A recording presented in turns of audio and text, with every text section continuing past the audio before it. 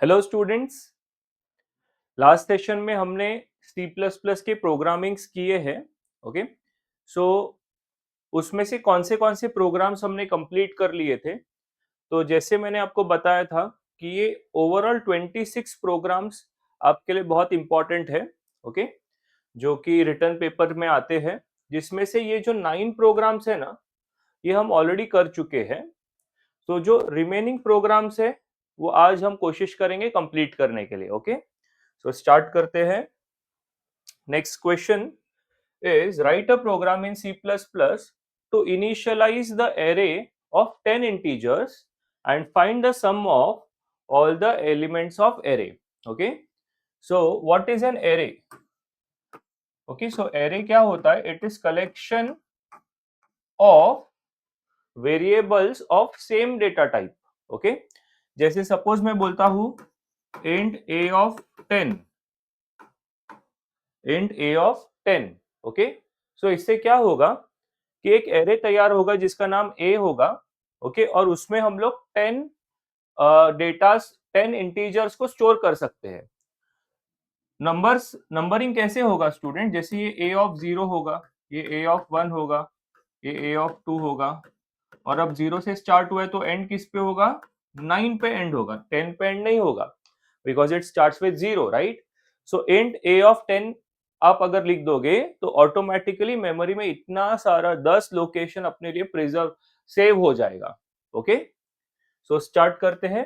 क्या बोला है कि initialize 10 arrays of 10 integer and find the sum, मतलब यूजर से 10 इंटीजर्स एक्सेप्ट करके इसमें डाल देने हैं और उनका सबका एडिशन करना है, फिर सबका आपस में एडिशन करना है। आसान प्रोग्राम है। So remember one thing, in programs of array data accept करने के लिए भी फॉर लूप लगता है, और अगर पूरा का पूरा एरे डिस्प्ले करना है तो भी फॉर लूप लगता है। ठीक है, सो स्टार्ट करते हैं। पहले एक एरे डिफाइन किया इंट a ऑफ 10, तो देखो ये एरे हो गया। क्योंकि फॉर लूप लगेगा आई हमको लिखना पड़ेगा एक, एंड हमको सम भी निकालने बोला है, तो सम इक्वल टू 0 ले लिया। Okay, next is enter 10 elements, तो देखो ये आउटपुट लिख रहा हूं। सो आउटपुट पे सबसे पहला लाइन आएगा enter 10 elements. Okay, dot dot dot डाला है मैंने, ऐसा आएगा। ठीक है, अब उसके बाद मैंने एक फॉर लूप लगा दिया। ओके, ये देखो ये फॉर लूप है। ये फॉर लूप के मदद से ना डेटा एक्सेप्ट करेंगे हम। ओके, तो जैसे for i equal to 0, 0 less than 10 true अंदर जाएगा, and see in a of 0, because i was 0 ना, i 0 था, तो ये a ऑफ 0 में स्टोर हो जाएगा जो भी पहला वैल्यू डाला है। सपोज हमने डाला है 10, तो ये 10 यहाँ पे स्टोर हो गया। ओके, सी इन हो गया। अब i प्लस प्लस, यहां से बेटा i प्लस प्लस होगा, i का वैल्यू 1 हो जाएगा, अभी 1 लेस देन 10 है। यस, किधर स्टोर होएगा? नेक्स्ट वैल्यू a ऑफ 1 में। सपोज नेक्स्ट वैल्यू 20 डाला है हमने, तो यहाँ पे सेव होएगा। इस तरीके से सारा वैल्यू सपोज यहाँ पे स्टोर हो जाएगा, जो भी आपने भरा है वो सब वैल्यूज यहाँ स्टोर हो जाएगा। सो ये जो फॉर लूप है, इसकी मदद से हमने डेटा को एक्सेप्ट करके एरे में स्टोर कर दिया। ओके, अब डिस्प्ले कर रहे कि आपने क्या एलिमेंट्स डाले, तो देखो नेक्स्ट लाइन पे द एलिमेंट्स आर, ऐसा दिखेगा। यहाँ पे सारा डेटा डालने के बाद नेक्स्ट लाइन पे दिखेगा एलिमेंट्स आर। ओके, वापस से सेम फॉर लूप लगाया, सीधे सेम फॉर लूप लगाया है। For i equal to 0, 0 less than 10 true अंदर जाएगा। न्यू लाइन पे a ऑफ 0 प्रिंट होगा। i वॉज 0, राइट, i का वैल्यू 0 था, तो a ऑफ 0 प्रिंट होगा। a ऑफ 0 पे क्या लिखा है? 10। साथ ही में हम क्या करें, ऐड भी कर रहे हैं, तो सम को इनिशियली 0 लिया था, तो मुझे बोलो sum will be 0 plus a of 0। a of 0 पे है 10, पहला वैल्यू ऐड हो गया। अब ऊपर जाएंगे i प्लस प्लस, i का वैल्यू 1 हो गया। अब 1 less than 10, yes, so a of 1 print होगा। a ऑफ 1 पे क्या है? 20, एंड सम में ऑलरेडी ये चल रहा था, plus a of 1 which is 20 add हो गया इसको। ऐसे करते करते क्या होगा, सारे एलिमेंट्स ऐड हो जाएंगे और डिस्प्ले भी हो जाएंगे। ठीक है, डिस्प्ले भी हो जाएंगे साथ में। सो यहाँ पे 2 in 1 काम हो रहा है, ऐड डिस्प्ले भी हो रहा है, यहाँ पे पहले एलिमेंट्स डिस्प्ले हो जा रहे हैं और फिर उसके बाद में उनका एडिशन भी होते जा रहा है। Okay, last is sum of all elements, तो लास्ट में एक लाइन आएगा सम ऑफ ऑल एलिमेंट्स, तो जो भी आपने डेटा अज्यूम किया है उसका एडिशन यहाँ पे प्रिंट हो जाएगा। Okay, so I hope this basic program of array is very simple. याद क्या रखना है बेटा, ये फॉर लूप, तो फॉर लूप बहुत ही सिंपल है, i equal to 0, i less than 10, i plus plus. ठीक है, तो ये एक्सेप्ट करने के लिए भी सेम फॉर लूप लगेगा, डिस्प्ले करने के लिए भी सेम फॉर लूप लगेगा। ठीक है, सो नेक्स्ट प्रोग्राम,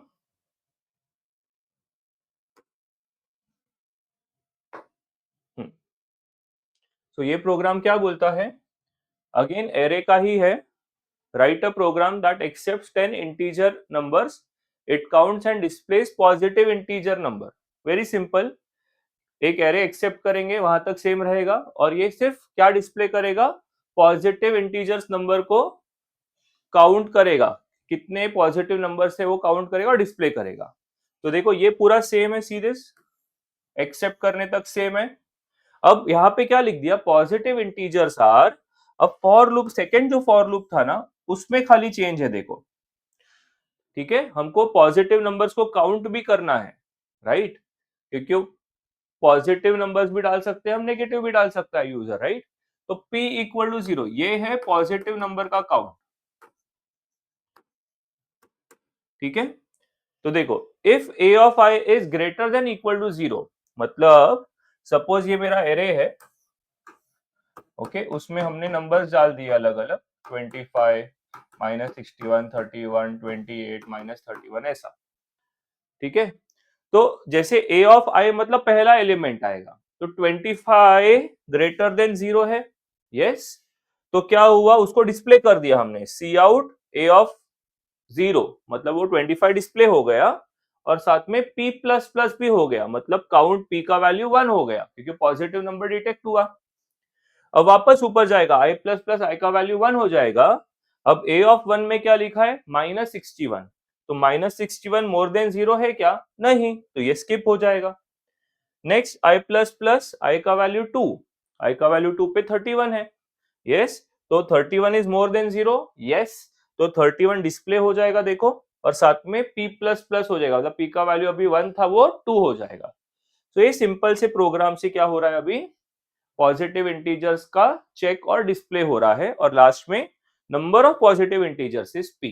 तो ये फॉर लूप खत्म होने के बाद लिखा है वो कि कितने पॉजिटिव नंबर्स थे, p पॉजिटिव नंबर्स थे, वो डिस्प्ले हो जाएगा। ठीक है, वेरी सिंपल कोड ये भी। नेक्स्ट क्वेश्चन देखते हैं, ये भी सेम ही है, सम ऑफ इवन नंबर्स करना है अभी। ठीक है, मतलब 10 नंबर्स एक्सेप्ट करना है और उसमें से जो इवन नंबर्स है उनको ऐड करना है। तो इवन नंबर को चेक करने का सिंपल सा फंडा था, जो भी नंबर है उसको %2 करने का। %2 का मतलब रिमाइंडर आफ्टर डिवीजन, तो 2 से जब हम उसको डिवाइड करेंगे तो अगर इवन नंबर है तो 0 आएगा, तो ये कंडीशन है इवन नंबर को चेक करने का। ठीक है, तो ये वाला फॉर लूप रेगुलर हुआ, देखो सम भी लगेगा हम लोग को, पहले सम जैसे आज का। ओके, ये फॉर लूप में एक्सेप्ट हुआ। अब नेक्स्ट फॉर लूप में हम लोग चेक करें कि नंबर इवन है कि नहीं। ठीक है, सो अगेन मैं कुछ डेटा अज्यूम करता हूं, suppose I right 10 15 22 61 32। Okay, of course 10 elements होंगे। अब देखो आई, ये a of 0, a of 1 and so on, तो ये वाले फॉर लूप से डेटा एक्सेप्ट हुआ, देखो ये सब में सेम है। और ये वाले फॉर लूप से क्या होगा, हम लोग इवन नंबर्स को ऐड करेंगे। ठीक है, तो देखो i is 0, i less than 10 true, अंदर जाएगा a ऑफ 0 मतलब पहला एलिमेंट 10, 10 को जब 2 से डिवाइड करोगे तो रिमाइंडर 0 आएगा, तो 0 इक्वल टू 0 ट्रू हो गया, तो अंदर गया और क्या हुआ, सम इज इक्वल टू, पहले से सम में 0 था प्लस a ऑफ 0 में 10 आ गया, ये देखो। ओके, इवन नंबर्स को ऐड कर रहे हैं हम, ऊपर जाएगा i प्लस प्लस i का वैल्यू 1 हो गया। अब 1 लेस देन 10 है, यस। a ऑफ 1 में 15 है, तो 15 को डिवाइड बाय 2 करोगे तो रिमाइंडर 1 आता है, और 1 इज नॉट इक्वल टू 0, तो ये एग्जीक्यूट नहीं होगा। आ रहा है समझ में? सो इस तरीके से क्या होगा, फॉर लूप की मदद से ये सारे इवन नंबर्स को ऐड करेगा और लास्ट में sum of even numbers display हो जाएगा। Okay, very easy program again. I hope समझ में आ रहा है सबको। नेक्स्ट कोड देखते हैं। अब फंक्शंस के ऊपर है, हमने 3 क्वेश्चन एरे पे देख लिए, अब 3 से 4 क्वेश्चन हम फंक्शंस पे देखेंगे। तो बेटा फंक्शंस का काम क्या होता है पहले समझते हैं। In the programs of function हम लोग हमारा जो एक होता है मेन फंक्शन, वो मेन फंक्शन से है ना हम डेटा किसी दूसरे फंक्शन को देते हैं काम करने के लिए। तो बेसिकली जो मेन फंक्शन होता है ना, वो खाली डेटा एक्सेप्ट करता है और रिजल्ट डिस्प्ले करता है। समझ में आ रहा है? Yes, main function is used to accept and display, and the other function actually does the work. For example, मैं एक एग्जाम्पल लेता हूं। सपोज दैट एक टेलर है, ओके, यू नो टेलर क्या होता है। Yes, there is a tailor जो फॉर एग्जाम्पल कुछ मटेरियल या ड्रेस को स्टिच करता है, ठीक है। अब let this be tailor A, okay, and there is some other Taylor B. Now what is happening is कि टेलर ए के पास में ना बहुत लोड आ गया, हेवी लोड है, मतलब बहुत सारा वर्कलोड है, उसके पास बहुत सारा ऑलरेडी ड्रेसेस आ गया है। अब उसको मालूम है कि उससे ज्यादा वो नहीं कर सकता। ओके, तो दो ऑप्शन है उसके पास। एक ऑप्शन है कि जो भी कस्टमर आएगा उसको ना बोल दे कि नहीं मैं नहीं कर सकता, और दूसरा ऑप्शन ये है कि काम ले ले और किसी दूसरे टेलर को वो काम डाइवर्ट कर देगा। ठीक है, अब दूसरा टेलर वो काम करेगा, कंप्लीट करके वापस उसको दे देगा। आ रहा है समझ में? और ये जो बंदा है ये कस्टमर को दे देगा। अब मेरे को बोलो, कस्टमर को मालूम पड़ेगा ही नहीं कि टेलर ए ने किया है कि बी ने किया है, करेक्ट? कस्टमर को लगेगा टेलर ए ने ही किया है। तो सेम प्रोसेस है यहाँ पे, ध्यान से सुनना। ये मेन फंक्शन है और ये फैक्टोरियल है। फैक्टोरियल करके एक फंक्शन बनाया, फैक्ट करके मैंने। तो डेटा एक्सेप्ट कौन करेगा? Main function. एक्सेप्ट करने के बाद वो डेटा को फैक्टोरियल को दे देगा। फैक्टोरियल उसका फैक्टोरियल कैलकुलेट करेगा और फैक्टोरियल का आंसर इसको दे देगा वापस से, और फिर मेन फंक्शन उसको डिस्प्ले करेगा। अब समझ में आ रहा है?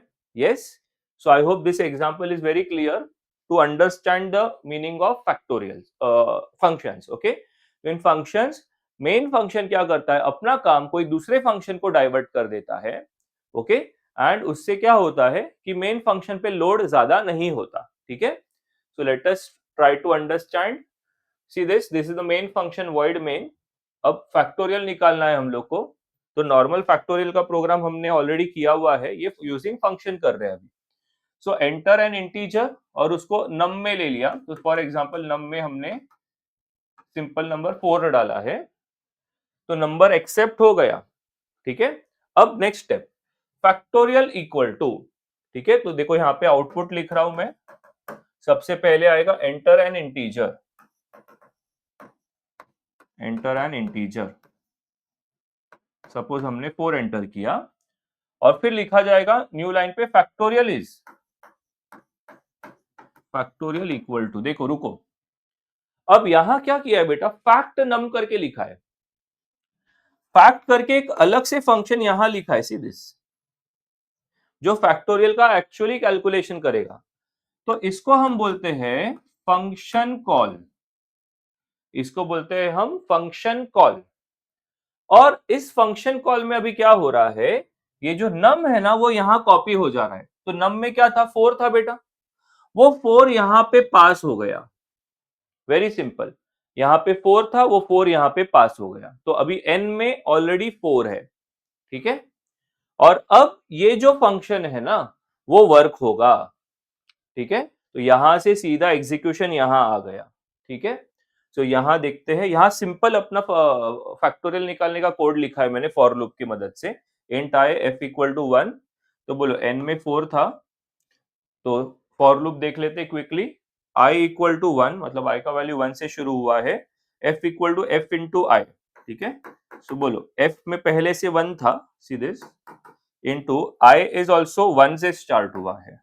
अब i प्लस प्लस i का वैल्यू 2, 2 इधर आएंगे, 2 लेस देन 4, यस, अदर अंदर f into i, f was already this, into 2 हो जाएगा। i प्लस प्लस i का वैल्यू 3, इधर आएंगे, 3 इज लेस देन 4, यस, फिर से इंटू आई, इंटू 3 हो गया, ऊपर गया i प्लस प्लस i का value 4, 4 is equal to 4, yes, f into i, f में ऑलरेडी इतना था, इंटू 4 हुआ, i प्लस प्लस i का value last 5, 5 is less than 4, no, equal to 4, no. तो ये फॉर लूप ब्रेक हो गया। देखो ये फैक्टोरियल कैलकुलेट हो चुका था। And last step very important, return f, okay, return f. Now what is f? f is 24 and 24 is an integer, तो यहां int लिखना जरूरी है, इसको बोलते हैं return type. I hope this is clear. यहाँ int, यहाँ void क्यों लिखा है? क्योंकि मेन फंक्शन किसी को कुछ रिटर्न नहीं करता, void का मतलब होता है नो रिटर्न टाइप। यहाँ int क्यों लिखा है? क्योंकि क्या रिटर्न कर रहा है? एक इंटीजर रिटर्न कर रहा है, ठीक है। अच्छा, अब आप बोलो कि सर कहाँ रिटर्न कर रहा है? जहां से कॉल किया था, तो बेटा कॉल यहां से लगाया था ना, तो यहीं पे रिटर्न करेगा। तो बेसिकली ये जो 24 है वो इसके जगह पे आएगा, और यहाँ पे हम जो रुक गए थे, इधर 24 प्रिंट हो गया। I hope this is clear कैसे वर्क हो रहा है। तो यहाँ से फैक्ट को बुलाया, डेटा नम में 4 था, वो 4 इसको पास किया, इसने कैलकुलेट किया और फैक्टोरियल का वैल्यू 24 रिटर्न किया, कहाँ? जहां पे उसको कॉल किया था, ठीक है। अब एक लास्ट स्टेप इज, ये जो फंक्शन का पहला लाइन होता है ना, उसको स्टार्ट में लिखना रहेगा void main के पहले और हेडर फाइल्स के बाद। In between the header files and the void main हमको इसका पहला लाइन लिख के सेमीकोलन डालना कंपलसरी है, ठीक है। इसको हम बोलते हैं function prototype. Okay, we call this as a function prototype. ये क्यों डालना पड़ता है? क्योंकि बेटा इसको स्टार्ट में डालने का मतलब ये होता है कि हम कंपाइलर को ये बता रहे हैं कि void main के बाद एक ऐसा फंक्शन हमने लिखा है जिसका ये फॉर्मेट है। वो फंक्शन का नाम फैक्ट है, वो एक इंटीजर एक्सेप्ट कर रहा है और एक इंटीजर को रिटर्न भी कर रहा है, ठीक है। उसके लिए ये लिखना कंपलसरी है, ठीक है। सो कुछ नहीं, इसका जो फर्स्ट लाइन रहेगा वो यहाँ लिख के सेमीकोलन डाल देने का। और एक चीज, अगर आपने ये एन यहाँ नहीं लिखा ना तो भी चलेगा, यहाँ int fact bracket int semicolon तो भी चलता है, ठीक है।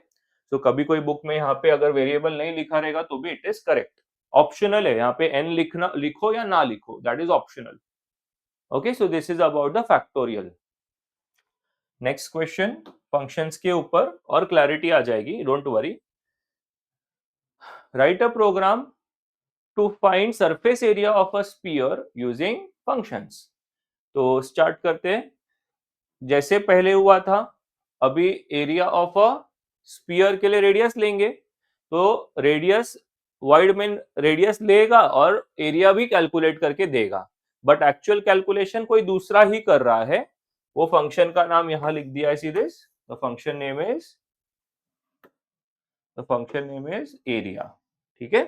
तो स्टार्ट करते हैं सीधा, float radius enter radius of sphere, तो यहां आउटपुट लिख रहा हूं मैं, enter radius of sphere, simplicity के लिए मैंने 1 एंट्री किया है, ठीक है। तो रेड में आरएडी में 1 आ गया रेडियस में। और बेटा next line, surface area of sphere, सीधे surface area of sphere, colon पे रुक जाएगा वो और फंक्शन कॉल करेगा। इसको क्या बोलते हैं हम? Function call. एरिया ही नाम से एक फंक्शन बना है, देखो। अब उसको पास क्या करेगा? रेडियस पास करेगा, रेडियस का वैल्यू 1 था, तो देखो सेम तरीके से आर में इधर 1 आ जाएगा, ओके। और उसको लेके सीधा रिटर्न स्टेटमेंट डाल दिया, ऐसा भी अलाउड है। तो रिटर्न ये पूरा कैलकुलेट करेगा, what is area of sphere? 4 pi r square, correct? Surface area of sphere is 4 pi r square. तो 4 pi r का वैल्यू 1, 1 into 1 इतना कैलकुलेट करेगा और सीधा आंसर रिटर्न करेगा. ओके, अब मुझे बोलो ये एक ऐसा नंबर होगा जिसमें डेसिमल पॉइंट है, तो इसका रिटर्न टाइप क्या होना चाहिए? फ्लोट. आ रहा है समझ में? Because this is a number with a decimal point, so उसके लिए उसका रिटर्न टाइप फ्लोट है. तो ये पूरा कैलकुलेशन करने के बाद जो भी आंसर रहेगा वो यहाँ पे डिस्प्ले हो जाएगा. Okay, so I hope now you are understanding this in a better way. जैसे मैंने बोला था इसका पहला लाइन यहाँ लिखना कंपलसरी है. ओके, सो नेक्स्ट प्रोग्राम देखते हैं अभी हम.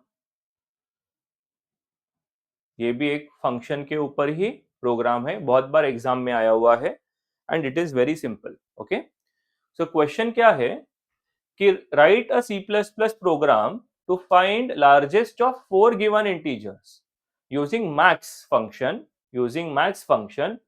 ओके, और मैक्स फंक्शन कैसे लिखा है? Int max int comma int comma int comma int, ये फॉर्मेट में दिया है क्वेश्चन में. ये फॉर्मेट में आपका क्या होना चाहिए? मैक्स फंक्शन होना चाहिए. मतलब क्या?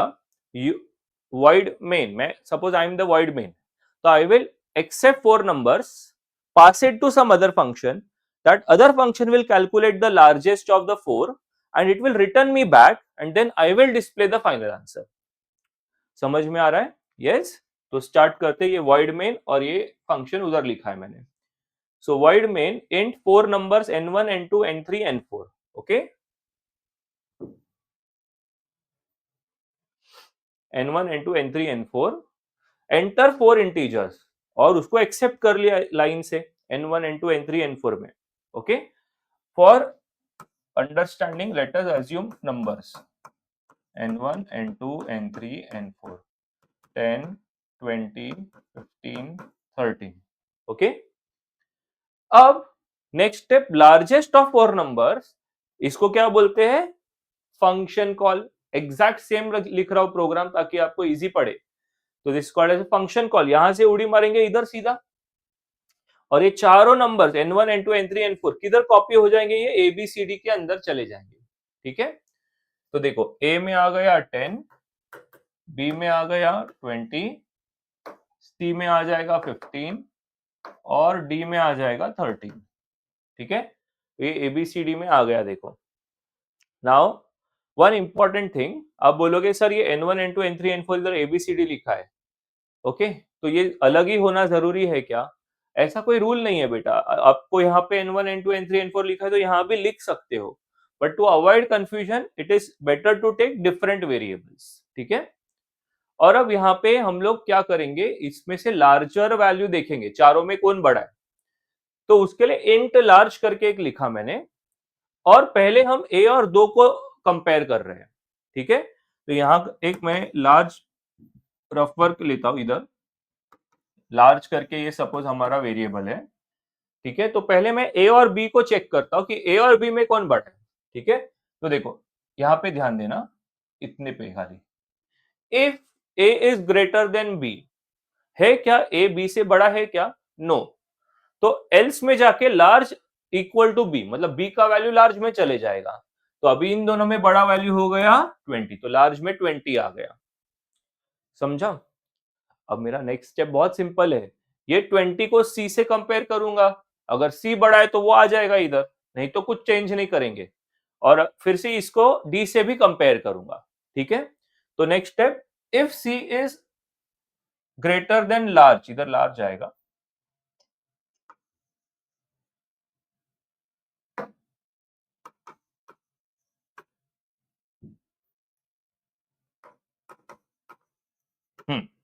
So if C is greater then large, C में क्या है? 15. 15 20 से बड़ा है क्या? नो, तो ये एग्जीक्यूट नहीं होगा. If D is more then large, D भी बड़ा नहीं है. ठीक है, सो चलो D को हम बड़ा ले लेते हैं अंडरस्टैंडिंग के लिए. D को बड़ा ले लेते, 23 ले लिया. तो अब बोलो 23 is more then large? Yes, तो D will go in large. तो D में क्या था? 23, तो लार्ज में आ गया देखो 23. सिंपल सा कोड है. एंड फिर रिटर्न लार्ज, तो लार्ज वैल्यू क्या होगा, रिटर्न होगा कहां से पे, जहां से कॉल किया था। अच्छा इंटीजर है तो देखो रिटर्न टाइप इंटीजर हो गया, और ये रिटर्न कहां होगा, जहां से कॉल किया था, यहां से कॉल किया था, तो यहाँ पे 23 रिटर्न हो जाएगा। Very simple. ओके, देखो इसका पहला लाइन इधर लिखना जरूरी है, और अब मैंने इधर एबीसीडी नहीं लिखा है, तो वो अलाउड है। जैसे मैंने बोला था वेरिएबल्स के साथ भी लिख सकते, वेरिएबल के बिना भी लिख सकते, बट इंपॉर्टेंट इज कि वो it ends with the semicolon, ये इंपॉर्टेंट है। ओके, सारे प्रोग्राम्स है ना, ये आपके एग्जाम के ही है, आपको ये करने पड़ेंगे सारे प्रोग्राम्स। ओके, सो नाउ हमारे फंक्शंस के से रिलेटेड प्रोग्राम्स हो चुके हैं, और अब मैं पॉइंटर्स के तरफ आ रहा हूं। ठीक है, सो पॉइंटर्स का कंसेप्ट ना थोड़ा इंपॉर्टेंट है, कभी कभी बच्चों को इतना समझ में नहीं आता, तो थोड़ा ध्यान से देखना। ठीक है, so I will take one simple example to explain you how pointers work. Okay, so pointer का डेफिनेशन क्या है, pointer is the variable which stores address of another variable. Okay, pointer का डेफिनेशन क्या है students, pointer is a variable which stores address of another variable. ठीक है, तो इसको समझने के लिए मैं एक एग्जांपल लिख रहा हूं। Okay,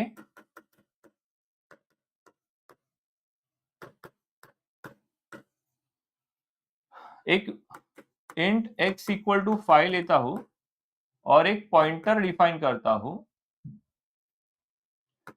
okay, int x equal to 5, int star PTR, ये एक पॉइंटर है, कोई भी पॉइंटर को लिखना रहेगा तो स्टार पी या स्टार पीटीआर ऐसा लिखा जाता है।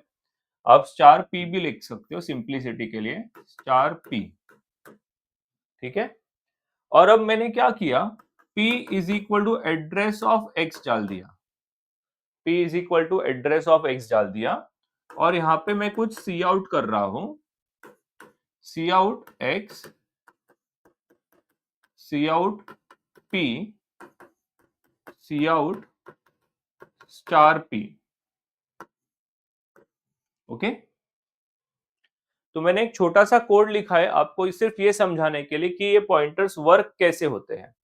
ओके, वेरी इंपॉर्टेंट, ये समझेगा तो आगे के 2-3 प्रोग्राम पॉइंटर्स पे है वो समझ में आ जाएंगे। ओके, तो स्टूडेंट्स यहाँ पे ये मैंने क्या किया है, कुछ स्पेस बना दिया है वेरिएबल्स के लिए। तो देखो इंट x इक्वल टू 5, तो एक सपोज कि ये लोकेशन का एड्रेस होता है 1000, 1001, 1002।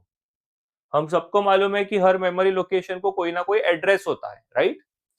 सो मैंने क्या किया, int x equal to 5, suppose x, और यहाँ पे 5 स्टोर हो गया, इंट x इक्वल टू 5, इसका नाम है x, और अंदर स्टोर हो गया 5। इंट स्टार p, तो ये p करके एक पॉइंटर भी बना दिया, देखो ये p करके एक पॉइंटर है। ओके, ये p करके एक पॉइंटर है। अब p equal to address of x, मतलब x का एड्रेस p में जाएगा बेटा, तो x का एड्रेस क्या था 1000। ओके, तो ये p में चले गया, देखो p में चले गया 1000।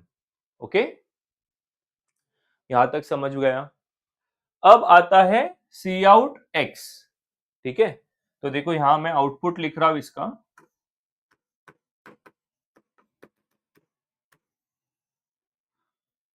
तो मेरे को बोलो सी आउट x, x में क्या था 5, तो ऑफकोर्स 5 प्रिंट होगा, और p में क्या था 1000 था, एड्रेस ऑफ x था, तो 1000 प्रिंट हो जाएगा। बट स्टार p क्या प्रिंट करेगा, स्टार का मतलब होता है, ये स्टार का मतलब होता है वैल्यू एट। जब भी स्टार आएगा ना, तो आप खुद को क्या बोलो, वर्डिंग क्या लोगे, वैल्यू एट। तो वैल्यू एट p, p में क्या था 1000, वैल्यू एट 1000।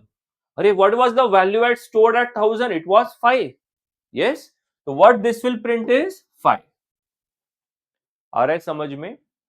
तो कंक्लूड क्या हुआ कि star p is indirectly pointing x। समझ में आ रहा है? क्योंकि p में हमने x का एड्रेस डाल दिया था ना बेटा, तो स्टार p भी 5 प्रिंट कर रहा है हमारे लिए। Okay, so this is the use of pointer. So very simple. Okay, आपको इसको बोलते पॉइंटर को डिफाइन करना, इसको बोलते पॉइंटर को इनिशियलाइज करना। ये पॉइंटर को डिफाइन करना पड़ता है और फिर इनिशियलाइज, उसमें कुछ तो एड्रेस डालना पड़ता है, इतना याद रखो। ठीक है, तो with this concept of pointer let us start this code. Okay, तो प्रोग्राम क्या बोलता है, write a C plus plus program to accept an array of 10 floats. तो एक एरे बनाएंगे 10 फ्लोट्स का and print the array elements using pointer. Pointer की मदद से उसको प्रिंट करने बोला है। तो ध्यान देना, ये सपोज हमारा एरे हो गया। ओके, एरे का नाम a ऑफ 10 है, तो a of 0, a of 1, a of 2 से a ऑफ 9 तक जाएगा। 2.3, 8.1, 6.2 ऐसे करके 9.3 वैल्यूज डाल दिया सपोज। ओके, सो एंटर 10 फ्लोट एलिमेंट्स। बेटा इसमें कोई प्रॉब्लम होना नहीं चाहिए, ये कितने बार हमने एक्सेप्ट कर लिया है ऐसा। ओके, और आपके अंडरस्टैंडिंग के लिए मैं कुछ यहाँ पे एड्रेसेस लिख रहा हूँ बेटा, 1000, 1001, 1002 एंड सो ऑन। ओके, अब बहुत ही इंपॉर्टेंट चीज कि यहां पे हमने देखो एक पॉइंटर बनाया है। यस, यहां पे हमने एक पॉइंटर बनाया है। अब देखो, इधर ये इंट था तो पॉइंटर भी इंट था। अब यहाँ पे फ्लोट है तो पॉइंटर भी फ्लोट है, ये चीज याद रखना। तो फ्लोट स्टार पी, उसके बाद पी में कोई तो एड्रेस डाला था, तो यहां पी में एड्रेस ना पहले वाले का डाल देने का, सिंपल पहले एलिमेंट का एड्रेस डाल देने का। तो देखो पी में गया address of A of 0। Okay, अब जैसे ही पी में एड्रेस ऑफ ए ऑफ 0 गया तो मतलब पी में क्या आ गया, 1000। ध्यान देना, पी में आ गया 1000। और अब ये पी के मदद से हम पूरा एरे प्रिंट करेंगे, क्योंकि उन्होंने बोला है print the arrays using pointer. ठीक है, तो कैसे होगा, देखो इतना सा कोड बचा है, कुछ भी नहीं, सिंपल है। ओके रेडी, तो देखो i equal to 0, 0 less than 10, अंदर गए स्टार p। मेरे को बोलो स्टार का मतलब वैल्यू, p में क्या है 1000। ओके, p में क्या है 1000, तो ये क्या हो गया, वैल्यू एट 1000। वैल्यू एट 1000 क्या है, 12.3 प्रिंट हो गया सीधे। अब क्या कर दिया, p प्लस प्लस, p का वैल्यू 1 से बढ़ जाएगा, तो p का वैल्यू हो गया से 1001। वापस ऊपर गए, i प्लस प्लस होगा, i का वैल्यू 1 हुआ, 1 लेस देन 10, फिर से आए स्टार p, स्टार मतलब वैल्यू एट।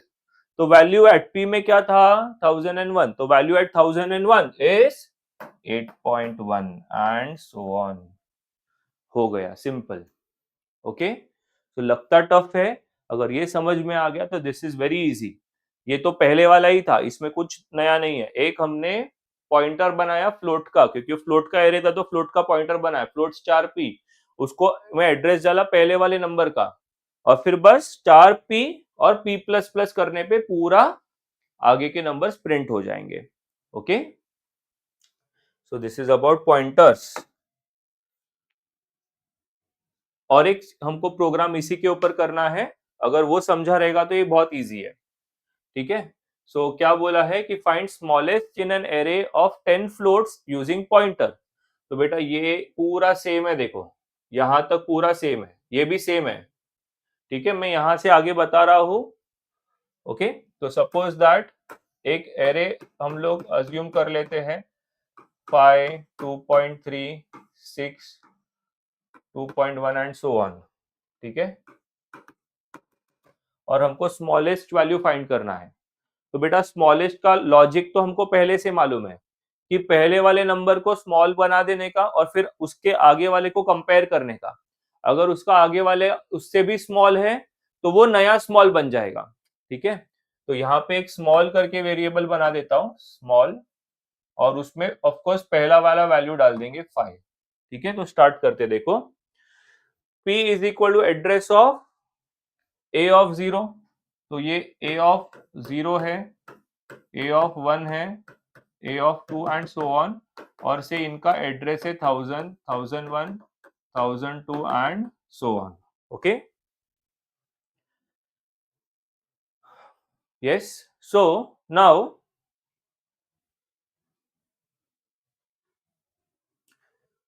हम लोग क्या करेंगे, P में एड्रेस ऑफ A ऑफ 0 डालेंगे. A ऑफ 0 का एड्रेस क्या है, 1000. तो देखो यहां मैं P बना रहा हूं आपके लिए. तो P में हमने डाल दिया 1000 और स्मॉल में डाला वैल्यू एट 1000. वैल्यू एट 1000 क्या है, 5. Value at 1000, see this, value at 1000 is 5. वो डाल दिया स्मॉल में.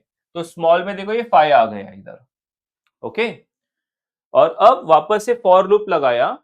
If value at P, okay, अब मेरे को बोलो यहाँ 1 से शुरू कर देना चाहिए ना, क्योंकि मेरे को इसके आगे के वैल्यूज को कंपेयर करना है. तो इधर मैंने 1 डाल दिया. ठीक है, और हम लोग को P प्लस प्लस भी कर देना चाहिए. आई थिंक इसके पहले एक बार P प्लस प्लस भी कर देता हूं. P plus plus, P plus plus से क्या होगा, ये नेक्स्ट नंबर पे आ जाएगा, 1001 पे आ जाएगा. ठीक है, तो अब मुझे बोलो value eight 1001, what is value eight 1001? 2.3 है. वैल्यू एट 1001 इज 2.3, is less than small. Small में क्या है, 5. तो ये ट्रू हो गया. तो ये star P will go in small.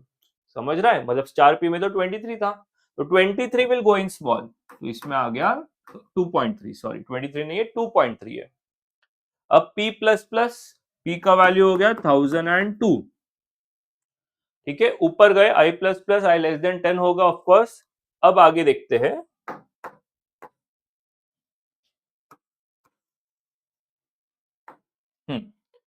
So what is the next is star P. What is star P? Value at 1002. Value at 1002 is 6. तो क्या 6 is less than this value 2.3? No. तो ये एग्जीक्यूट नहीं होगा and P plus plus will become 1003. आ रहा है समझ में? सो इस तरीके से ये घूमते घूमते स्मॉलेस्ट वैल्यू को यहां स्टोर कर देगा एंड लास्ट में स्मॉलेस्ट वैल्यू इज स्मॉल ऐसा प्रिंट हो जाएगा. ओके, सो ये हमने स्मॉलेस्ट फाइंड किया यूजिंग पॉइंटर्स. आगे चलते हैं. अब ये call by value and call by reference करके कंसेप्ट आता है, 11th में किया था. रिटर्न पेपर में चांसेस कम है.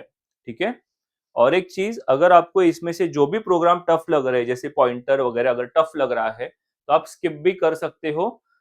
3 ही प्रोग्राम है पॉइंटर्स के. ओके, क्योंकि ये पेपर में ना 4 प्रोग्राम आते हैं. तो मैं हमेशा बोलता हूँ HTML ठीक से करो. अगर HTML ठीक से कर लिया ना, तो बचे हुए 4 में से कोई एक भी प्रोग्राम आएगा ना, तो भी अपना काम हो जाएगा. ओके, सो स्टार्ट करते हैं. Write a C++ program to accept values of 2 variables and exchange them using call by value. Okay, तो यहां मैंने कॉल बाय वैल्यू लिखा है, उसका हूबहू कॉल बाय रेफरेंस. एग्जाम में ये कॉल बाय रेफरेंस आया हुआ है 2 साल पहले. ठीक है, बट उसके लिए कॉल बाय वैल्यू समझना चाहिए. सो हमको 2 वेरिएबल्स को एक्सेप्ट करके उनका वैल्यू को स्वैप करना है. ओके, तो स्टार्ट करते हैं फंक्शंस यूज करके. तो एज यूजुअल वॉइड मेन से शुरू हो गया. इंट x, y 2 नंबर्स है, एंटर टू इंटीजर्स x और y में आ गया. ठीक है, तो मैं यहां बना रहा हूं मेमोरी x और y. ओके, सपोज यूजर ने 5 और 10 डाल दिया. अब देखो आउटपुट पे क्या आएगा, before swapping in the main function. Okay, तो मैं यहां आउटपुट लिख रहा हूं. ओके, क्या लिखेंगे, before swapping in the main function x equal to 5 आएगा एंड y इक्वल टू 10 आएगा. देखो स्वैपिंग के पहले की बात कर रही है. अब स्वैप x, y करके लिखा है, तो स्वैप का स्वैप x, y मतलब बेटा फंक्शन कॉल. ये सिखाया अभी थोड़ी देर पहले मैंने. तो सीधा यहां से इधर उड़ी मारेंगे और x और y में ये वैल्यू कॉपी हो जाएंगे 5 और 10. ओके, अब यहाँ पे इंपॉर्टेंट चीज है, देखो बेटा, यहाँ पे हम हर बार देखो अलग लिखते थे, ए बी ऐसा लिखते थे, यहाँ मैंने सेम लिखा है। मैंने आपको पहले भी बोला था सेम अलाउड है, हम लिखते नहीं है बट अलाउड है। ओके, और एक्चुअली क्या होगा, ये एक्स वाई अलग अलग बनेंगे बेटा, मेमोरी में ये एक्स वाई डिफरेंट बनेगा। तो देखो मैंने इसके लिए दूसरा एक्स और वाई बना दिया। ओके, और अब आगे देखते हैं इंट टेम्प। आपको मालूम है टेम्प के मदद से एक्सचेंज कैसे करते हैं, हमने लास्ट लेक्चर में किया हुआ है। Temp equal to x equal to y equal to temp, ऐसे करके वो एक्सचेंज होता है। तो temp equal to x equal to y equal to temp में पहले ये 5 और 10 था ना, अब ये एक्सचेंज होके क्या बन जाएगा, 10 एंड 5। ये एक्सचेंज हो गया। और यहाँ पे न्यू लाइन पे क्या प्रिंट होएगा, आफ्टर स्वैपिंग इन स्वैप फंक्शन, ऐसा लिखेंगे, आफ्टर स्वैपिंग इन स्वैप फंक्शन, यस, x का वैल्यू 10 हो जाएगा एंड y का वैल्यू 5 हो जाएगा। ओके बेटा, ये एग्जीक्यूट होने के बाद इधर वापस आना है ना, क्योंकि देखो स्वैप मतलब फंक्शन कॉल, यहां से इधर आए, अब यहां से वापस यहां रिटर्न करेंगे हम, ठीक है। और लास्ट में क्या लिखेंगे, after swapping in main, yes, after swapping in main x equal to, देखो स्वैप करने के बाद x इक्वल टू, बेटा ये चीज इंपॉर्टेंट है, मेरे को बोलो यहां स्वैपिंग हुआ ही नहीं ना, जब हम लोग इधर आए तो ये वेरिएबल्स काम, ये मेमोरी है उसका, यहां तो स्वैपिंग हुआ ही नहीं, तो x इक्वल टू 5 ही आ जाएगा एंड y इक्वल टू 10। मतलब यहां कोई इफेक्ट पड़ा नहीं, जो चेंज था वो यहां हुआ है, यहां रिफ्लेक्ट नहीं हुआ, ठीक है। So this is the summary, one line summary for call by value. तो ऐसा लिखेंगे, in call by value changes made in swap function is not reflected back in main function। Okay, call by value या pass by value भी बोलते हैं, इसको पास by value भी बोलते हैं। तो यहाँ क्या हुआ, जो भी चेंजेस इधर हुए, देखो ये चेंजेस हो गए थे, इधर स्वैप हो गए थे, बट वो चेंजेस यहां रिफ्लेक्ट नहीं हो रहे। ओके, क्योंकि हमने क्या पास किया था, वैल्यू पास किया था। देखो एक्स और y is the values, value pass किया था, तो ये नहीं, यहाँ पे चेंजेस नहीं दिखेगा। अब नेक्स्ट जब मैं करूंगा ना कॉल बाय रेफरेंस, उससे आपको क्लैरिटी आ जाएगी, क्योंकि कॉल बाय रेफरेंस में क्या होगा ना, मैं इसका एड्रेस पास करूंगा, रेफरेंस मतलब एड्रेस। तो अभी मैं वैल्यू पास किया ना एक्स और वाई, उसके जगह पे मैं एड्रेस पास करूंगा, इन दोनों का एड्रेस पास करूंगा। एड्रेस पास करने की वजह से ये एक्चुअली जगह पे चेंज होएगा, मतलब यहाँ पे भी चेंज होगा और यहाँ पे भी चेंज होगा, ठीक है। So let us see call by reference कैसे वर्क होता है। ओके, सो आपको टेंशन नहीं लेना है, बिकॉज जितना यहाँ पे ना येलो मार्कर में जो जो चेंजेस है सिर्फ उतना ही चेंज है, बाकी पूरा प्रोग्राम है ना कॉपी पेस्ट ही किया है मैंने। देखो, ओके, सो स्टार्ट करते हैं। ये एक्स और वाई वैसे ही बना रहा हूं मेमोरी। ओके, सपोज यूजर ने 5 और 10 डाला है और सपोज इसका एड्रेस 1000 और 1001 है। अब यहाँ पॉइंटर्स काम में आ रहे थोड़े से। ओके, सो क्या होगा, देखो कि यहाँ पे क्या पास किया, पहला चेंज ये आया कि यहाँ पास क्या करेंगे हम, एड्रेस ऑफ एक्स। आउटपुट लिख लेता हूं मैं, जरूरी है आउटपुट लिखना। तो क्या आएगा, before swapping in main function x का वैल्यू 5 एंड y का वैल्यू 10 रहेगा। ये तो पहले भी हुआ था। अब स्वैप में क्या हुआ, मैंने address of x address of y send किया, किधर, इधर। तो देखो यहां कैच करने के लिए दो पॉइंटर लगाए हैं। अरे याद है क्या, वो इंट स्टार p और p के अंदर जाता है एड्रेस ऑफ x, अभी सीखा था वही हो रहा है। एड्रेस ऑफ x p1 में गया और स्टार p1 में गया, address of y star p2 में गया। तो इन शॉर्ट p1 में क्या आ रहा है, address of x which is 1000। तो यहां मैं p1 और p2 बना रहा हूं, देखो p1 एंड p2। ठीक है, P1 ऐसा नहीं बनाता, P1 एंड P2 1000 एंड 1001 आया। आई होप समझ में आ रहा है आप लोगों को। मैंने पास एड्रेस किया है, कॉल बाय रेफरेंस, रेफरेंस का मतलब एड्रेस होता है स्टूडेंट्स, तो मैंने यहाँ पे एड्रेस पास किया जो P1 P2 में आ गया। और अब देखो स्टार P1 का मतलब क्या हो रहा है, देखो स्टार P1 का मतलब value at 1000, what is the value at 1000? 5। और स्टार P2 का मतलब value eight 1001, what is the value eight 1001? 10। तो मैंने क्या किया देखा यहाँ पे, temp equal to star P1 equal to star P2 equal to temp। In short घर में घुस के हम इसको उल्टा कर रहे हैं बेटा, समझ रहा है? तो यहाँ पे ये 10 आ गया और यहाँ पे ये 5 आ गया, ठीक है। तो अभी after swapping in the swap function, yes, यहाँ भी 10 एंड 5 आएगा और वापस रिटर्न करोगे तो after swapping in the main function, after swapping in the main function भी x का वैल्यू 10 एंड y का वैल्यू 5 होगा। मतलब एक्चुअली यहाँ पे रिफ्लेक्ट हो गया जो भी चेंजेस था वो, ठीक है। So I hope this program is clear. Only जितना येलो में दिख रहा है देखो उतना ही चेंज है, बाकी पूरा प्रोग्राम सेम रहेगा, ठीक है। तो यहाँ पे conclusion, in call by reference changes made in swap function is reflected back in the main function, is reflected back in the main function।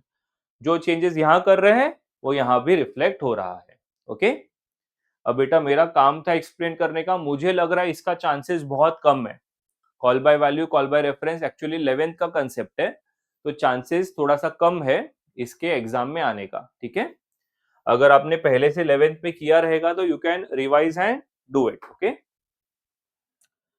अब यहां से सारे इजी प्रोग्राम चालू, ओके। तो आपका स्ट्रेस थोड़ा कम कर दो क्योंकि इसके बाद के सारे प्रोग्राम्स है ना क्विकली भी होंगे और इजी भी है, एक आएगा तो अगले 2-3 आ जाएंगे, वैसा है।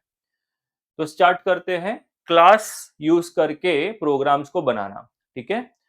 तो बेटा write a C++ class based program to compute area and circumference of circle, ठीक है। तो ये जो टाइप का प्रोग्राम होता है इसमें हम पहले क्लास डिफाइन कर लेते हैं, और क्लासेस एंड ऑब्जेक्ट तो 12th का मेन पार्ट है, ओके। तो स्टार्ट करते हैं।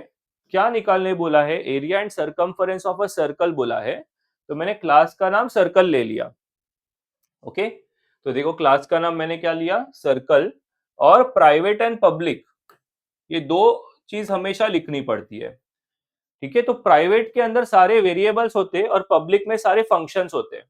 तो देखो यहाँ पे दो फंक्शन मैंने बनाए हैं, हर इसमें दो फंक्शन मिलेगा, एग्जैक्ट दो फंक्शन आपको हर प्रोग्राम में मिलेगा। एक फंक्शन से डेटा लेंगे और दूसरे फंक्शन से डेटा कैलकुलेट करके डिस्प्ले करेंगे।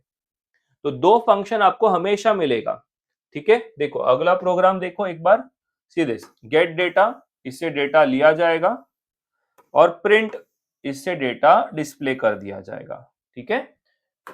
नेक्स्ट प्रोग्राम, इससे डेटा लिया जाएगा, इससे डेटा डिस्प्ले कर दिया जाएगा। बेटा ये करना ही है, ये स्कोरिंग है, okay.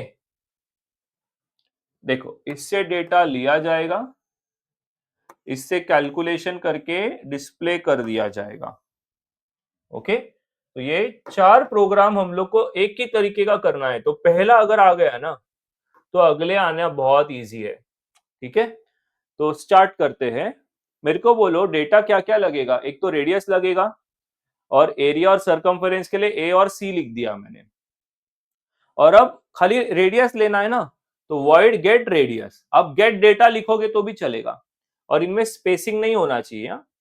Void get data, get radius ऐसा लिख सकते हो कुछ भी, और फिर लिखने का है सी आउट एंटर रेडियस। तो देखो थोड़ा सा पेशेंस रखते आउटपुट लिखने के लिए। तो C out enter radius R में एक्सेप्ट हो गया, तो ये जो फंक्शन है इससे डेटा एक्सेप्ट होगा। ओके,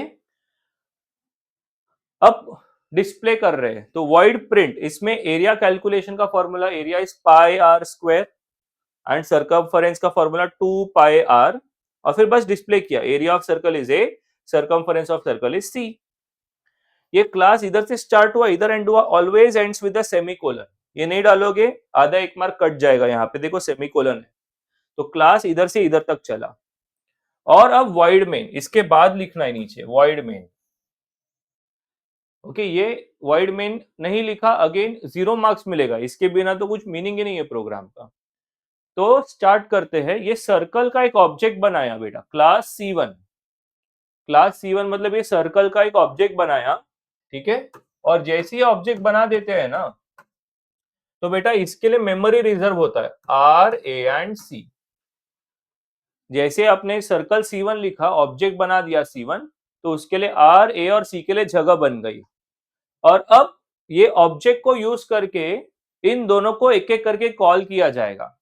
पहले कॉल होगा C1 डॉट गेट रेडियस, किसके लिए, ये ऑब्जेक्ट के लिए कर रहे हैं ना C1 के लिए, तो C1 डॉट गेट रेडियस ये कॉल होगा। जैसे ये कॉल होगा आउटपुट स्क्रीन पे आ जाएगा एंटर रेडियस। सपोज हमने 1 डाला ना, तो वो R में स्टोर हो जाएगा, मतलब यहाँ पे 1 आ जाएगा। ओके, और फिर C1 डॉट प्रिंट लिखा है, फिर ये एग्जीक्यूट होगा। इससे क्या होगा, एरिया कैलकुलेट होएगा और यहाँ पे 3.14 आ गया, रेडियस इसमें जाएगा और C के अंदर 6.28 आ गया। ओके, और फिर डिस्प्ले होगा area of circle and circumference of circle.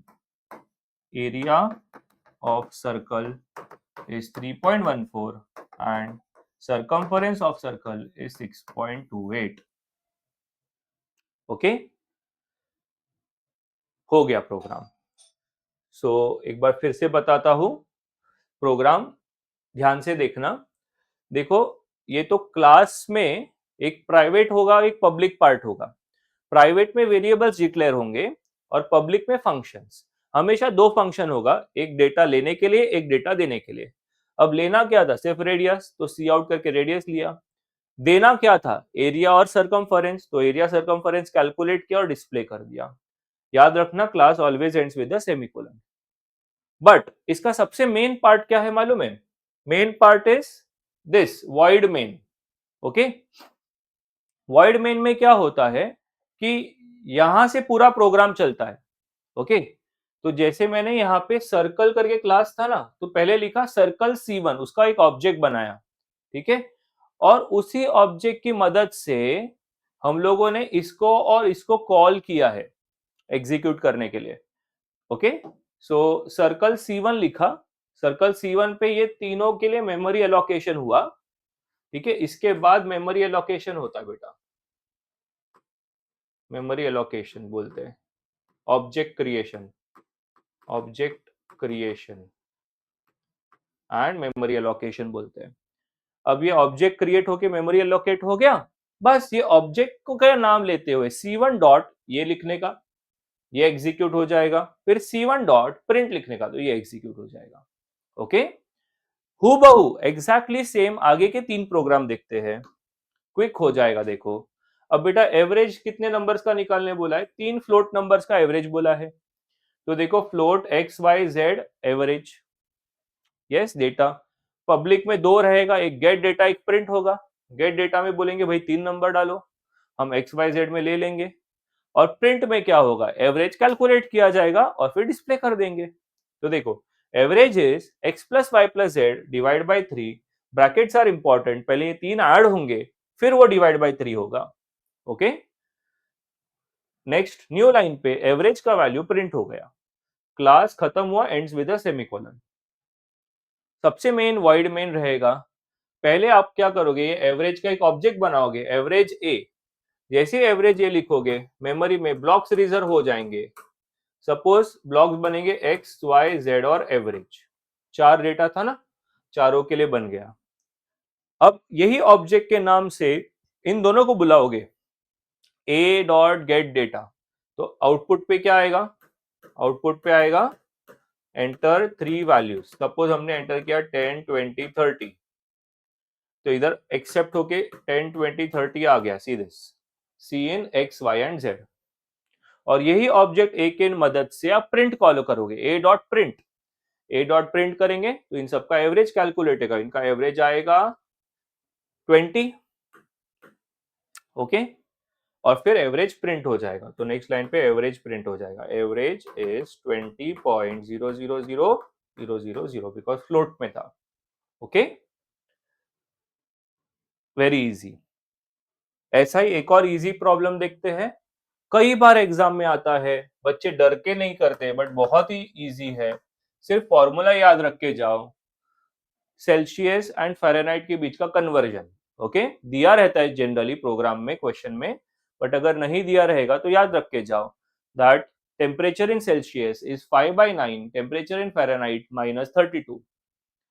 तो क्वेश्चन ऐसा है, convert degree Fahrenheit value two degree Celsius, मतलब क्या कि क्वेश्चन में टेम्परेचर इन फ़ारेनहाइट दिया रहेगा और हमको सेल्सियस में कन्वर्ट करना है। तो बेटा फ़ारेनहाइट मतलब क्या, जो थर्मोमीटर के ऊपर रहता है ना, घर पे देखो अपन बोलते हैं 103 बुखार हो गया, 100 बुखार हो गया, 104 बुखार हो गया, तो वो जो रहता है ना वो फ़ारेनहाइट कन्वर्जन होता है। और जो हम बोलते हैं ना body temperature is 37 degrees, right, वो जो कन्वर्जन है वो डिग्री सेल्सियस में होता है, ठीक है, थोड़ा सा फिजिक्स है बस ये। सो यहाँ पे डेटा दिया रहेगा फ़ारेनहाइट में और आंसर चाहिए हमको सेल्सियस में, ठीक है, तो दो ही वेरिएबल है एफ एंड सी। तो स्टार्ट करते हैं, float F comma C, F is temperature in Fahrenheit, C is temperature in Celsius, class का नाम टेम्प रखा है, टेम्परेचर के लिए टेम्प रखा है मैंने, आप पूरा टेम्परेचर भी लिख सकते हो। अब बेटा इधर गेट डेटा भी लिख सकते थे, गेट टेम्परेचर लिखा है मैंने, एंटर टेम्परेचर इन फ़ारेनहाइट और एफ में स्टोर कर दिया। अब प्रिंट में कैलकुलेट किया, थोड़ा ब्रैकेटिंग इंपॉर्टेंट है, सी 5/9 है वो, तो 5/9 को ब्रैकेट रखा, इनटू f-32 को ब्रैकेट रखा, ये बहुत इंपॉर्टेंट है ब्रैकेट्स ठीक से डालना। और जैसे ही ये कन्वर्ट होके सी में मिल जाएगा तो डिस्प्ले कर दिया उसको, सी को देखो, temperature in Celsius is C, ends with the semicolon, again same code है, ठीक है, यहाँ पे हमने टेम्परेचर एक्सेप्ट किया फ़ारेनहाइट में, यहाँ पे सेल्सियस कैलकुलेशन करके डिस्प्ले कर दिया, मैंने कुछ भी चेंज नहीं रखा, आपके लिए सेम टू सेम प्रोग्राम्स लिख रहा हूं मैं। अब यहाँ भी 3 लाइन देखो, टेम्प का एक हमने ऑब्जेक्ट बनाया टी, और टी डॉट गेट टेम्प से टेम्परेचर लिया जाएगा, टी डॉट प्रिंट से कैलकुलेट करके डिस्प्ले कर दिया जाएगा, हो गया, 5 मार्क का प्रोग्राम है। आई hope this is going easy now. And next is GCD निकालने बोला है, ग्रेटेस्ट कॉमन डिवाइजर। तो बेटा जीसीडी हमने लास्ट सेशन में भी ऑलरेडी किया हुआ है, जीसीडी एंड एलसीएम कैसे निकालते हैं वो हमने ऑलरेडी लास्ट सेशन में देखा था, ठीक है, so let us again do that. तो गेट टू नंबर्स, यहां से दो नंबर्स ले लिया, देखो हमने एंटर टू इंटीजर्स बोला है, तो दो नंबर हमने एक्सेप्ट किया n1 n2 में, ओके, और यहां वो कैलकुलेशन है जीसीडी का, तो सपोज दैट n1 में और n2 में यूजर ने कुछ वैल्यूज डाले हैं, से यहाँ पे डाला है 12 और यहाँ डाला है 20 से 28 ले लेता हूँ, ठीक है। तो एक्चुअली जीसीडी का मीनिंग क्या होता है, इनको आपको फैक्टर्स में इनके लिखने पड़ेंगे, 2 इंटू 2 इंटू 3, और अगेन इसको भी करना पड़ेगा 2 इंटू 2 इंटू आई थिंक 7, ठीक है।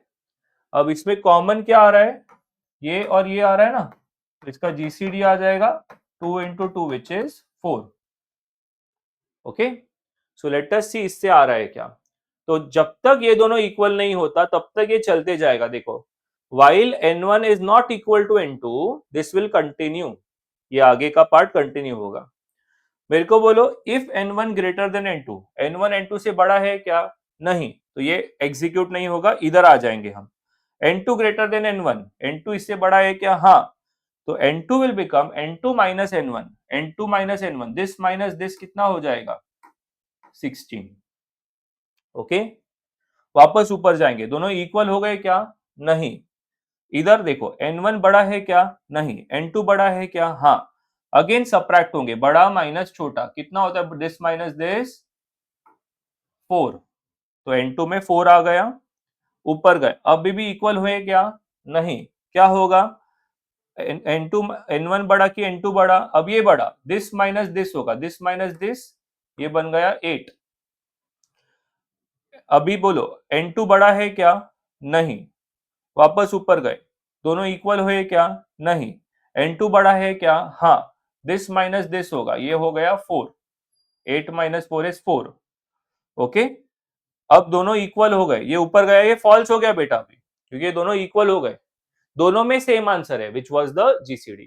तो प्रिंट एनीवन, n1 या n2, तो लिखने का सी आउट जीसीडी इज n1, तो 4 प्रिंट हो जाएगा। सेम उधर भी है, 3 लाइन का कोड, इसका एक ऑब्जेक्ट बनाया, फिर g dot get data and g dot calculate. तो 4 प्रोग्राम ये जो क्लासेस के है ना, ये बहुत इंपॉर्टेंट है। ओके, ये अच्छे से कर लेना और आसान प्रोग्राम से। Now last 4 programs are based on strings, okay, and ये भी सिमिलर है, ये 4 में से 3 तो एकदम सेम है। ओके, तो स्टार्ट करते हैं। Right C++ program to count and print occurrence of capital M in a given string of maximum 79 characters। तो बेटा स्ट्रिंग क्या होता है? String is a character array. String का मतलब it is a character array. Okay, it always ends at null character। null character का मतलब \0 बोलते हैं उसको, इसको null character बोलते हैं। तो सपोज कि मैंने बोला कि एक स्ट्रिंग है जिसके अंदर हमने लिखा है प्रोग्राम। ओके, हमने लिखा है प्रोग्राम, ठीक है। तो बेटा हमेशा याद रखना एक स्पेस ज्यादा छोड़ देने का उसमें, क्योंकि इसके अंदर नल कैरेक्टर रहता है, बिकॉज इट एंड्स विद \0। हम इसको बोलते हैं नल कैरेक्टर। तो स्ट्रिंग में सिर्फ इतना याद रखना है कि एक कैरेक्टर ना एक्स्ट्रा होता है, ठीक है। तो जैसे यहाँ पे क्या लिखा है, स्ट्रिंग ऑफ मैक्सिमम 79 ना, तो आप एरे लोगे 80 का, एक ज्यादा लेने का, ठीक है। तो स्टार्ट करते हैं ये कोड। क्वेश्चन क्या बोला है कि write a program to count and print occurrence of M in a string of maximum 79 characters, ठीक है। तो सपोज दैट मैंने एक सिंपल सा स्ट्रिंग लिखा है प्रोग्रामिंग।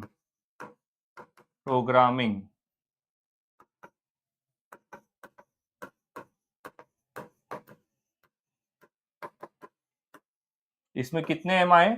2। ओके, तो ये कोड क्या बोलता है कि ये कितने एम आए वो काउंट करना है बस। तो सिंपल, एक एक कैरेक्टर्स को एम से कंपेयर करेंगे, जब एम मिलेगा तो हम लोग काउंटर को इंक्रीमेंट कर देंगे। तो स्टार्ट करते, एक तो लेंथ लगेगा, कितना लेंथ है बेटा इसका? 1 2 3 4 5 6 7 8 9 10 11, तो 11 हो गया। तो लेंथ लगेगा, काउंट लगेगा, काउंट मतलब ये एम को काउंट करने के लिए। फॉर लूप लगता है तो आई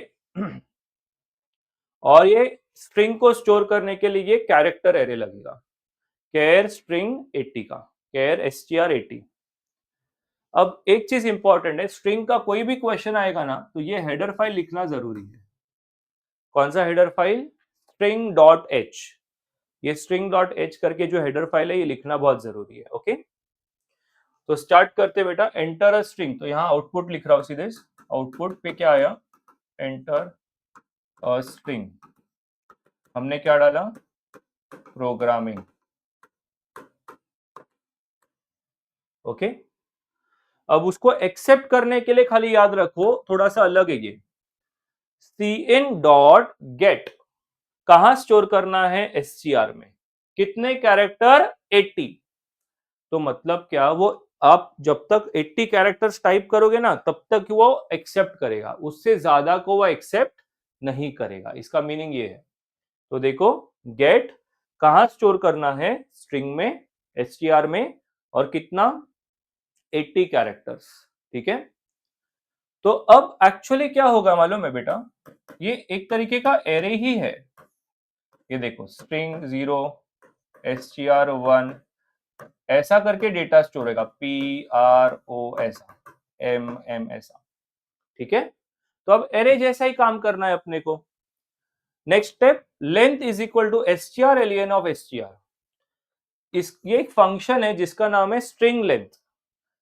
इसके मदद से ना हमारा स्ट्रिंग का लेंथ कैलकुलेट होता है। ये 11 था ना, तो ये ऑटोमेटिकली कैलकुलेट होके स्टोर होएगा। तो लेंथ आ गया 11। जरूरी है ना, मालूम नहीं ना कितना बड़ा कोड है, कितना बड़ा इनपुट डाला है। प्रोग्राम भी लिख सकता था, प्रोग्रामिंग, हमको मालूम नहीं उसका लेंथ क्या है। ठीक है। सो उसके लिए हम लोगों ने क्या किया है, यहाँ पे लेंथ कैलकुलेट किया। अब सिंपल फॉर लूप लगाया और प्रोग्राम फिनिश हो जाएगा बेटा, ध्यान देना। i equal to 0, i less than length, i plus plus, length is 11, तो ये 10 तक जाएगा। Okay. If string of i equal to m, i का वैल्यू 0, स्ट्रिंग ऑफ 0 पे m है क्या? नहीं, तो काउंट नहीं बढ़ेगा। काउंट में हमने 0 डालना चाहिए था पहले। अब ठीक है। तो count was 0, it will remain 0। ऊपर जाएगा i प्लस प्लस, i का value 1, 1 is less than 11, string at 1, str1 में r है, r is not equal to m, तो ये बढ़ेगा नहीं। तो कब बढ़ेगा बेटा? जब इधर और इधर आएगा। सिंपल।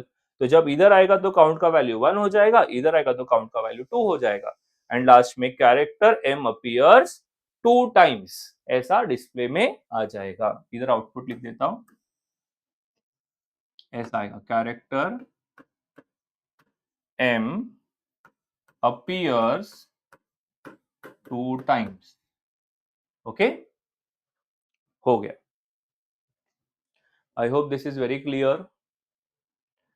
ऐसा ही सेम प्रोग्राम अभी देखते हैं। To write a program to replace every space by hyphen, मतलब जहां पर भी ऐसा लिखा है ना, वेलकम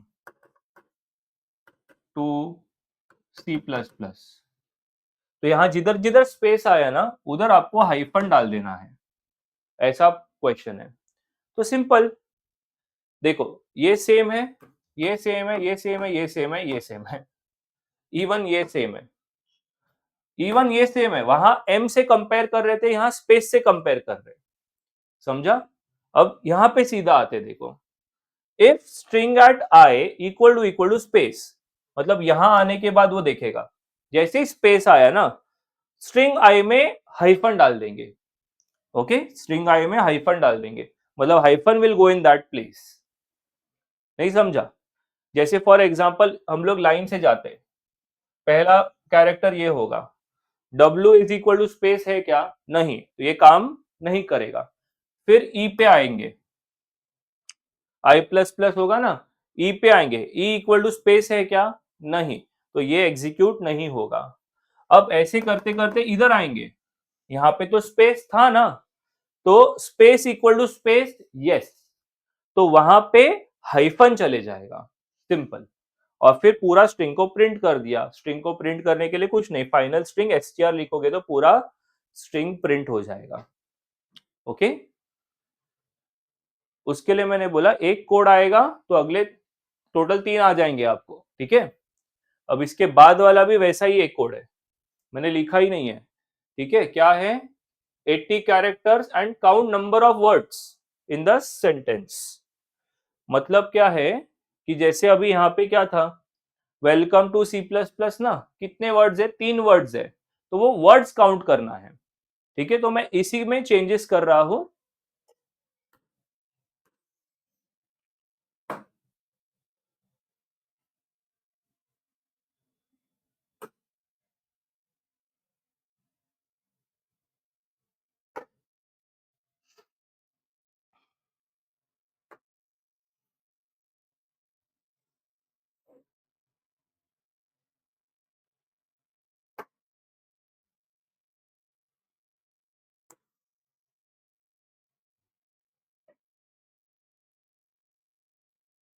इधर करते हैं, ठीक है।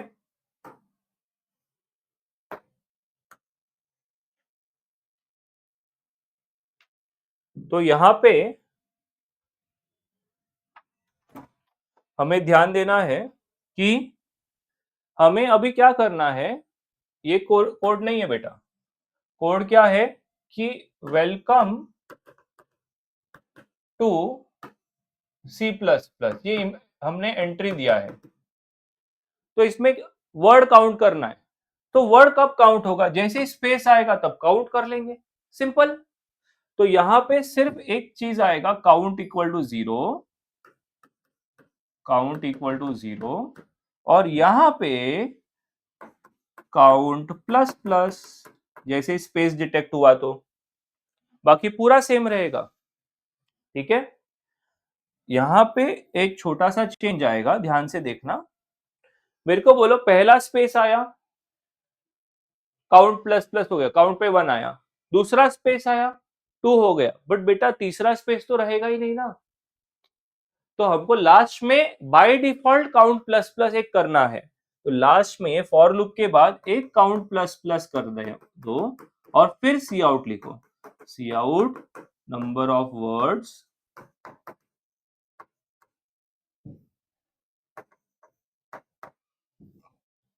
सी out number of words is count. Okay, get c h, हो गया code.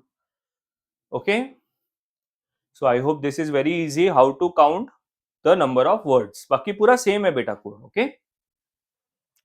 And the last program is reverse of a sentence. Okay, मतलब यूजर ने जो भी सेंटेंस दिया है उसको पूरा रिवर्स करना है। Welcome to C plus plus को प्लस प्लस सी ऐसा रिवर्स कर देना है। तो मैं एक सिंपल एग्जांपल ले लेता हूं ऑफ प्रोग्राम। सपोज यूजर ने ये प्रोग्राम करके किया है और हमको उसको रिवर्स में करके स्टोर करना है। ओके, तो ये str0, str1 2 3 4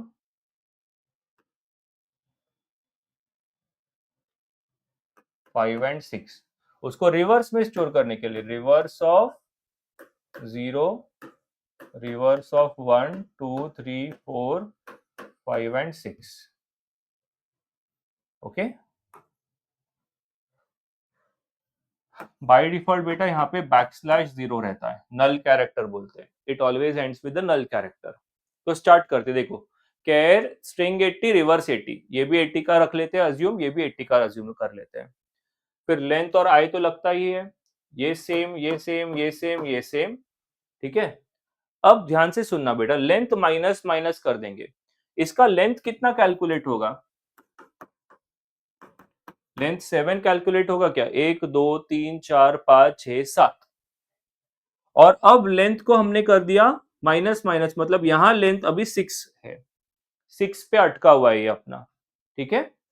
तो स्टार्ट करते हैं, बस इतना सा ध्यान रखो, इससे हो जाएगा काम, पूरा रिवर्स हो जाएगा। देखो for i equal to 0, 6 is more than 0 true, reverse of 0 में strlen जाएगा, स्ट्रिंग लेंथ। तो देखो क्या हो रहा है, रिवर्स ऑफ i में था 0 is str of length, length में था 6,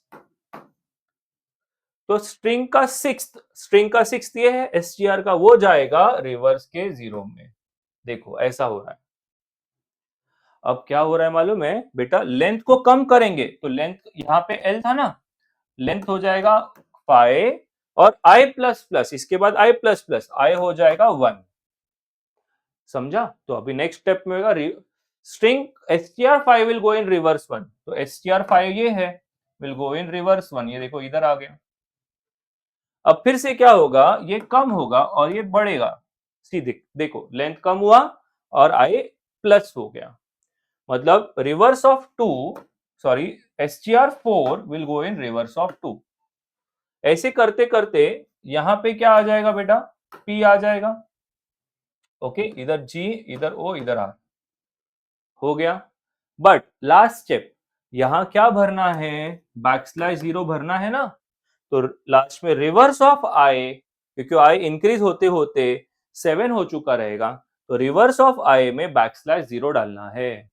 तो यहाँ पे बैकस्लैश 0 डाल दिया, देखो ये 7th पोजीशन है, राइट। तो 7th पोजीशन रिवर्स ऑफ आई में बैकस्लैश 0 डालना है एंड फिर प्रिंट कर देने का, reverse string is reverse. Okay, so this is the code on finding the reverse. तो बेटा हमने 26 कोड्स किए हैं, मोर देन इनफ। इतना अच्छे से कर लो, ये भी बहुत सारे कोड्स है, ठीक है। तो आप क्या करो, जो सिंपल लग रहे हैं वो पहले करो, ओके। और उसके बाद में जो बच गए हैं उसको ट्राई करो करने के लिए, क्योंकि स्ट्रिंग भी टफ नहीं था। एक आएगा तो अगले दो आ जाएंगे, ये थोड़ा सा इसमें भी 50% सेम है, ये इतना ही डिफरेंट है रिवर्स कैलकुलेशंस का, ठीक है। So this was the last session actually, okay. सो ये मेरा पूरा कंप्लीट हुआ है सिलेबस यहाँ पे 12th का, ओके। चलो बाय बाय।